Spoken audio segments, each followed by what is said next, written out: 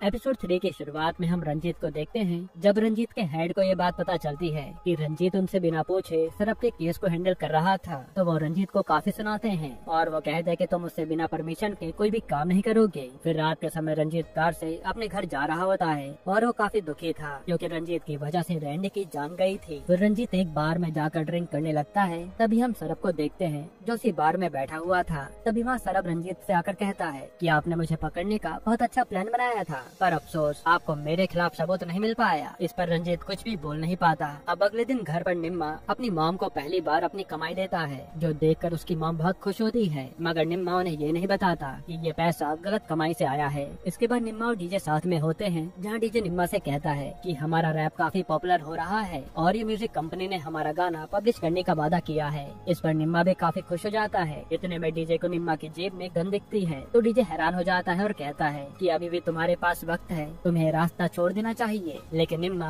उसकी बातों को सीरियसली नहीं लेता। इधर बाजवा का परिवार और रंजीत का परिवार एक साथ डिनर कर रहा होता है और ये दोनों काफी अच्छे दोस्त थे। तब बाजवा उससे पूछता है कि आखिर तुम इतनी टेंशन में क्यों हो। इस पर रंजीत कहता है कि कुछ महीनों से सिटी में ड्रग सप्लाई काफी बढ़ चुका है और सरब भी एक मैक्सिकन डीलर से कोकेन की डील करने वाला है और मैं उसे रोक भी नहीं सकता। तभी हम पाटिल नाम के एक लड़के को देखते हैं जो रात के समय सरब से जाकर कहता है कि तुम्हें बॉस ने बुलाया है। तब सरब अपने बॉस से मिलने चला जाता है। यहाँ हमें पता चलता है कि सरब और बाव का बॉस कोई और नहीं बल्कि बाजवा है और ये दोनों बाजवा के कहने पर ही ड्रग सप्लाई करते थे। बाजवा सरब से कहता है कि मुझे पता चला है कि तुम किसी मैक्सिकन डीलर से कोकेन लेने वाले हो और तुम मुझे बिना बताए ये सब कर रहे थे। तो सरब कहता है कि बाव मुझे सही टाइम पर कोकेन सप्लाई नहीं करता, इसलिए मुझे दूसरे डीलर से बात करनी पड़ी। फिर बाजवा सरब और बाव से कहता है कि तुम्हें एक साथ मिलकर काम करना होगा वरना पुलिस हमें पकड़ लेगी और वैसे भी रंजीत को तुम पर शक हो गया है। इतना कहने के बाद बाजवा वहाँ से चला जाता है। फिर अगले दिन सरब और बाव वापस से